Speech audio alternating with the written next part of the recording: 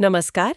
आज हम भगवद गीता के पन्नों में वापस जा रहे हैं, लेकिन एक बहुत ही कह सकते हैं खास नजरिए से। जी नमस्कार। हम पहले अध्याय के 11वें श्लोक पर आज फोकस करेंगे। अच्छा, श्लोक 11। हाँ, और हमारे पास जो सामग्री है जिसका शीर्षक है भीष्म की सुरक्षा, दुर्योधन का आदेश, वो हमें इस एक श्लोक के पीछे की मतलब जो रणनीति है, जो मनोविज्ञान है, उसे खोलने में मदद करेगी। बहुत दिलचस्प। तो एक श्लोक पर इतनी गहराई से बात। बिल्कुल। तो चलिए कुरुक्षेत्र के मैदान में चलते हैं और समझने की कोशिश करते हैं कि युद्ध के उस अहम निर्णायक मोड़ पर दिया गया ये आदेश इतना महत्वपूर्ण क्यों था। जरूर। तो ये है भगवद गीता अध्याय 1 श्लोक 11। संस्कृत में श्लोक कुछ इस तरह है। अयनेषु च सर्वेषु यथा भागमवस्थिताः भीष्ममेवाभिरक्षन्तु भवन्तः सर्वैव हि। जी। माहौल सोचिए, कुरुक्षेत्र का मैदान सज चुका है, दोनों सेनाएं आमने सामने हैं, शंखनाद हो चुका है, तनाव एकदम चरम पर है। हाँ, वो शुरुआती क्षण। और इसी गहमा-गहमी के बीच कौरवों का नेता दुर्योधन अपनी सेना को एक स्पष्ट, बिल्कुल साफ निर्देश देता है। यहाँ वाकई एक सवाल उठता है और ये बहुत दिलचस्प सवाल है।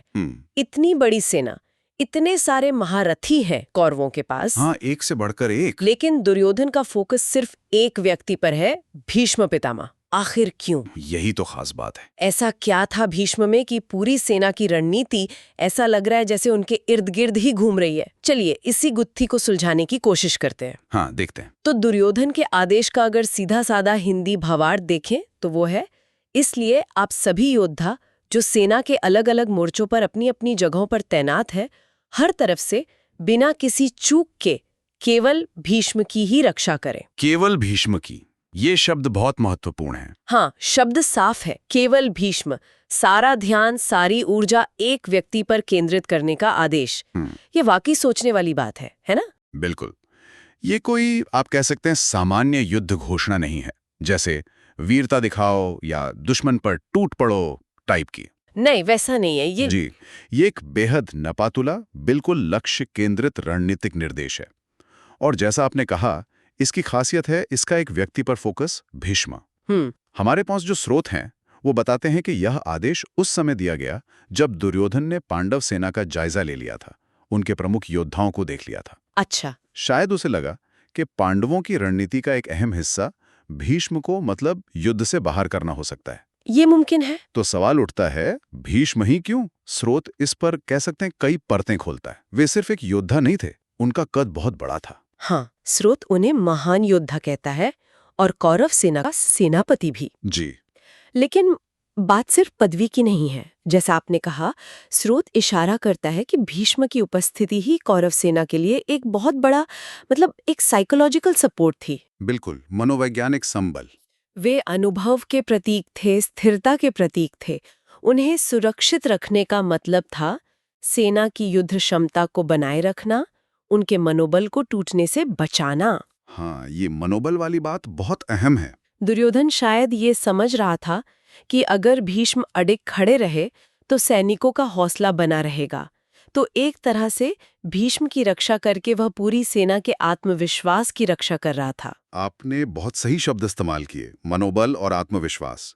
यहीं पर यह आदेश सिर्फ एक सैन्य चाल से बढ़कर हो जाता है। अच्छा, कैसे? ये नेतृत्व और संघर्ष के मनोविज्ञान से जुड़ जाता है। हम इसे शायद लिंचपिन सिद्धांत कह सकते हैं। किसी भी सिस्टम का वो सेंट्रल पॉइंट जिसके टिके रहने पर पूरी संरचना निर्भर करती है। लिंचपिन सिद्धांत जैसे? सोचिए किसी मेहराब, आर्च के सबसे ऊपर लगे पत्थर के बारे में। उसे हटा दें तो पूरा मेहराब ढह जाता है, भले ही बाकी पत्थर कितने ही मजबूत क्यों ना हो। समझ गया। वो एक पत्थर पूरे ढांचे को संभाले रखता है। बिल्कुल। दुर्योधन अपनी तमाम कमियों के बावजूद युद्ध की इस बुनियादी समझ को रखता था, ऐसा स्रोत से लगता है। वो जानता था कि भीष्म सिर्फ सेनापति नहीं, वे कौरव पक्ष के नैतिक और सामरिक स्तंभ थे। उनकी अजेयता की जो ख्याति थी, हाँ, वो इच्छा मृत्यु का वरदान। जी हाँ, उसने उन्हें एक लगभग मिथकीय, एक लेजेंडरी दर्जा दे दिया था। इसलिए उनकी सुरक्षा का आदेश देना सिर्फ एक योद्धा को बचाना नहीं था, बल्कि उस प्रतीक को बचाना था जिसके गिरने से पूरी सेना मनोवैज्ञानिक रूप से बिखर सकती थी। तो ये सिर्फ फिजिकल प्रोटेक्शन नहीं था, सिंबॉलिक प्रोटेक्शन भी था। बिल्कुल। और स्रोत ये भी संकेत देता है कि शायद दुर्योधन के मन में भीष्म की निष्ठा को लेकर एक सबकॉन्शियस संदेह भी रहा हो, पांडवों के प्रति उनके स्नेह को देखते हुए। अच्छा, ये भी एक एंगल हो सकता है। हाँ, तो ऐसे में उन्हें सुरक्षित रखकर वो शायद उन पर एक तरह का नियंत्रण भी सुनिश्चित करना चाहता था, ताकि वे पूरी तरह कौरवों के पक्ष में लड़े। वाह, ये तो बहुत गहरा विश्लेषण है। मतलब ये आदेश मल्टीलेयर था, स्ट्रेटेजिक, साइकोलॉजिकल और शायद कुछ हद तक कंट्रोल का प्रयास भी। जी, ऐसा लगता है। इस बात को और आसानी से समझने के लिए एक स्रोत में एक बड़ा दिलचस्प उदाहरण दिया गया है, रिले रेस का। हाँ, रिले रेस। जरा कल्पना कीजिए एक 4x100 मीटर रिले रेस की। टीम में 4 धावक हैं, लेकिन एक धावक है जो एंकर लेग दौड़ेगा, मतलब आखिरी वाला हिस्सा। जी, सबसे महत्वपूर्ण हिस्सा अक्सर। हाँ, वो शायद टीम का सबसे तेज या सबसे अनुभवी धावक है।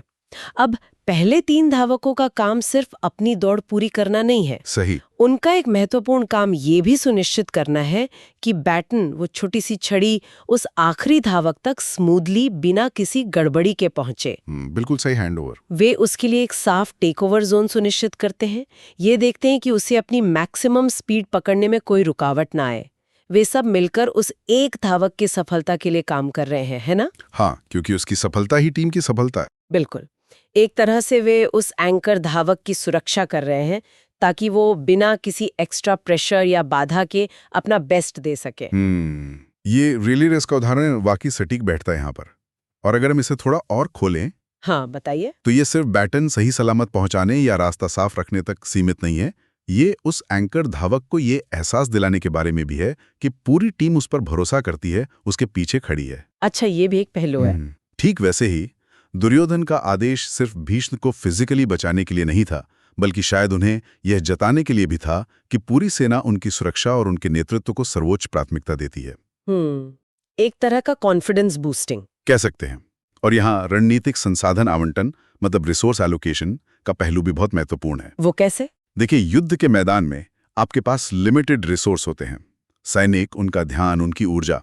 आप इन संसाधनों को कहाँ लगाते हैं, ये आपकी रणनीति तय करता है। दुर्योधन ने फैसला किया कि सबसे महत्वपूर्ण निवेश, सबसे जरूरी फोकस भीष्म की सुरक्षा पर होना चाहिए। स्रोत हमें ये सोचने पर मजबूर करता है कि इस फैसले की क्या परिणाम हुए होंगे। क्या इससे दूसरे मोर्चे कमजोर पड़े? हाँ, ये सवाल तो उठता है। क्या अन्य महारथियों जैसे द्रोण या कर्ण को ये लगा कि उनके महत्व को कम करके आंका जा रहा है? बिल्कुल, ईगो क्लैशेस भी हो सकते हैं। संभव है।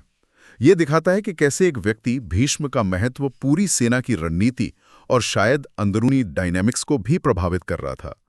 ये सिर्फ सैनिकों का जमावड़ा नहीं था, ये प्राथमिकताओं का एक बहुत जटिल संतुलन था। तो चलिए इस धागे को पकड़ते हैं और देखते हैं कि हमें कहाँ ले जाता है। ये तो साफ है कि दुर्योधन का यह आदेश केवल भीष्म की रक्षा करें, कोई भावनात्मक के आवेश में लिया गया फैसला नहीं था। नहीं, बिल्कुल नहीं। स्रोत हमें बताता है कि ये एक सोचा समझा बहुआयामी रणनीतिक कदम था।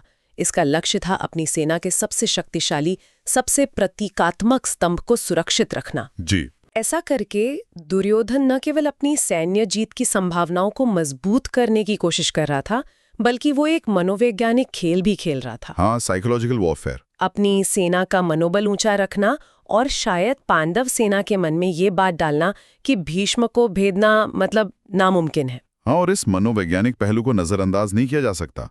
सोचिए, अगर पांडव सेना को यह पता चलता कि कौरवों की पूरी रणनीति भीष्म को बचाने पर केंद्रित है, तो उन पर क्या असर होता? हाँ, क्या वे इसे कौरवों की कमजोरी मानते कि वो इतने डिफेंसिव हो रहे हैं, या वे इसे भीष्म की अजेयता का प्रमाण मानते और हतोत्साहित होते? दोनों बातें हो सकती हैं। बिल्कुल।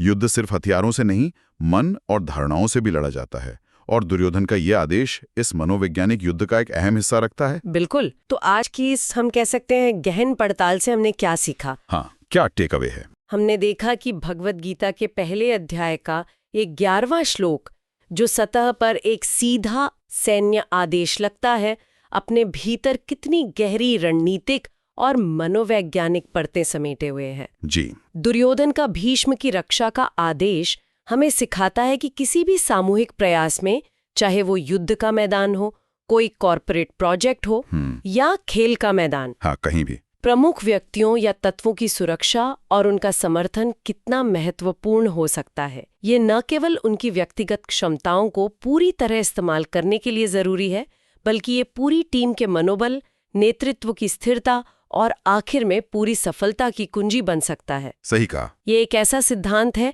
जो प्राचीन कथाओं से लेकर आज के मॉडर्न मैनेजमेंट और टीम वर्क तक हर जगह एक तरह से प्रासंगिक नजर आता है। ये सब बहुत महत्वपूर्ण है, इसमें कोई शक नहीं।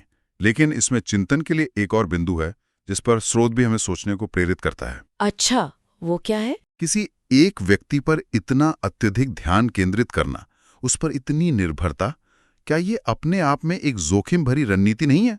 मतलब ओवर डिपेंडेंस। हाँ, सोचिए, अगर तमाम सुरक्षा उपायों के बावजूद वो केंद्रीय व्यक्ति इस मामले में भीष्म युद्ध में परास्त हो जाता, जैसा कि आखिरकार हुआ भी, भले ही अपनी इच्छा से, तो क्या होता? हाँ, ये तो हुआ ही था। तो जिस स्तंभ के भरोसे पूरी इमारत खड़ी की गई थी, उसके ढह जाने पर क्या पूरी सेना का मनोबल पूरी तरह टूट नहीं जाता?